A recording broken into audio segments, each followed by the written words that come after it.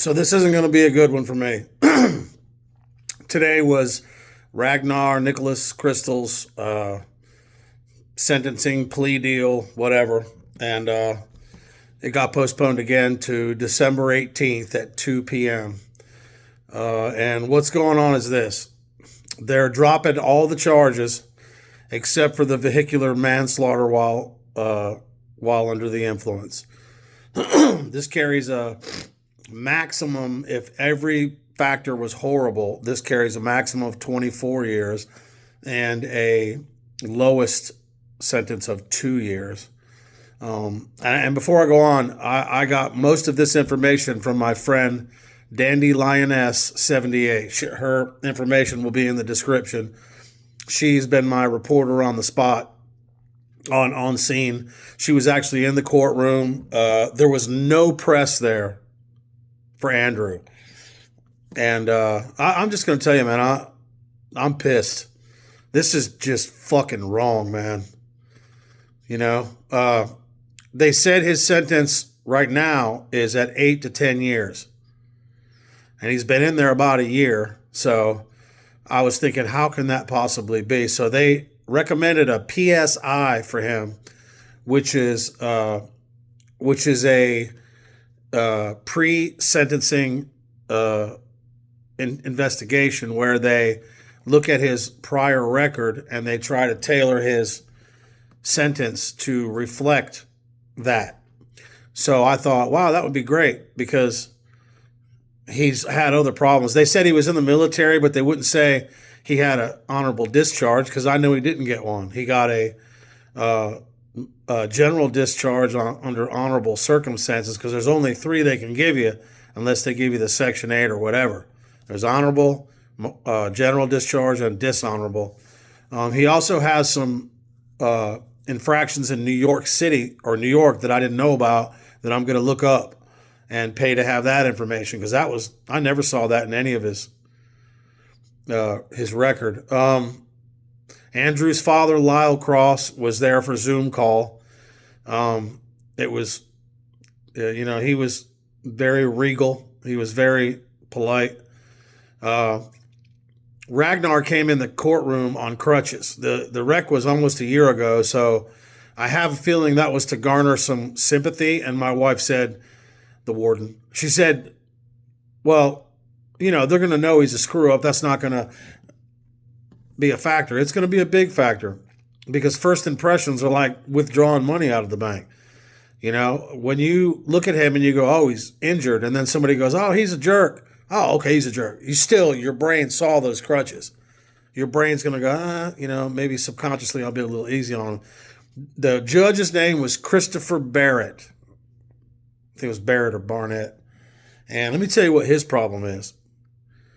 Mr. Barnett, the Honorable Barnett, his problem is he's a nice guy. Very fair individual. There was a court case right before Ragnar's, was a young lady who had just graduated high school early. She wasn't even 18. And she'd gotten drunk and went out and threatened somebody or got in a fight or I can't remember all she did. She did a bunch of stuff that was pretty serious. It carried some jail time with it if she wasn't careful. She was a first-time offender. He gave her a solid, man. He said, 8 months probation, and she was talking about college and stuff, and I understand that. I think everybody deserves another chance, except for Ragnar, because Andrew don't get another chance.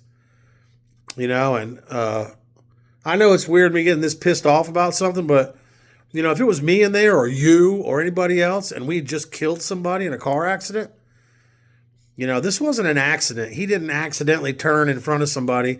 He got drunk, he got high, and he piled his van into a guy.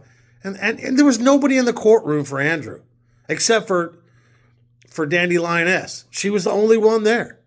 There was, she told me there was 6 photographers or reporters there. None of them were there for Andrew. I'm so fucking sick of this, man. It's just like everything is marginalized. Everything. Government sending in troops places they shouldn't be. Racism. I mean, it's like the whole world's one big negative kick in the nuts. I'm sorry to be so profane, but I'm upset about it. This guy, listen to my math here. Let's say the PSI comes back and they just give him 8 to 10, right? Which doesn't sound like much for me. I don't think that sounds like a lot of time for killing somebody because you're drunk. If he gets 8 to 10 years, that means, let's say 5 years get knocked off. He'll probably have to do 4 or 5. And then he has a year of time served.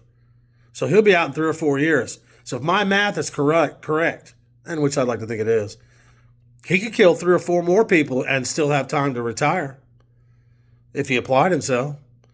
And I'm not trying to make a joke out of this. I'm serious. This guy should have to pay for Andrew's life for the years that he spent on this planet. Ragnar's 38 now, just turned 38 in jail. Andrew's 37. He might have been 38 by now. 36, excuse me. He should have to pull 36 years in prison. That's the only thing I think would be, I'm not saying you should kill the guy. But he should get 36 years in prison, and that's it. When 36 years are up, he can go out, drink, smoke, do whatever you want. He came into the courtroom looking very clean shaven. I put a picture up at the front of this video. That's him sitting in court with his attorney. There was only 6 or 7 people in the courtroom along with Dandy. And it just hurt my feelings, man. I figured there would be a bunch of people there for Andrew, but there weren't. On December 18th, hopefully Mr. Cross, he said he was flying in because Andrew's sister's having a baby early in December, which is just, every detail about this just makes me want to break some shit, And I'm not that type of guy. I'm not a temper tantrum thrower. I just never have been. This is what I want you to do. He's in Grand Junction jail. Grand Junction is the place where he's being tried. Get on the internet. Find the Grand Junction court Facebook page, because there's a bunch of them. Find the email and send some emails. This guy does not deserve to get out of jail in 3 or 4 years for killing this guy. Killing anybody. Think about Evelyn. Think about your family. Think about your wife, your husband, your kid, your brother, your dad, your lover. Think about that. Think about you going to work, giving her a call. Hey, I'm on the way home, baby, because this is what happened to Andrew. I'm on the way home. I'll be home in a few minutes. And then effectively you die 5 minutes later. Andrew was in a coma. When they walked him around the ICU they had him in a bed, they wheeled him around. He didn't know none of that.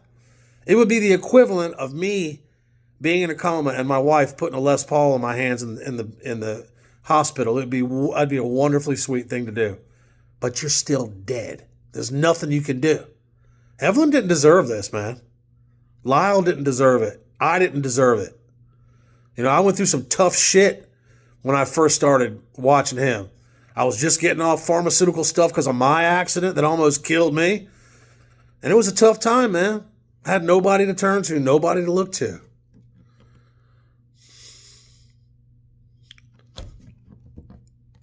It's bullshit, man. It's bullshit.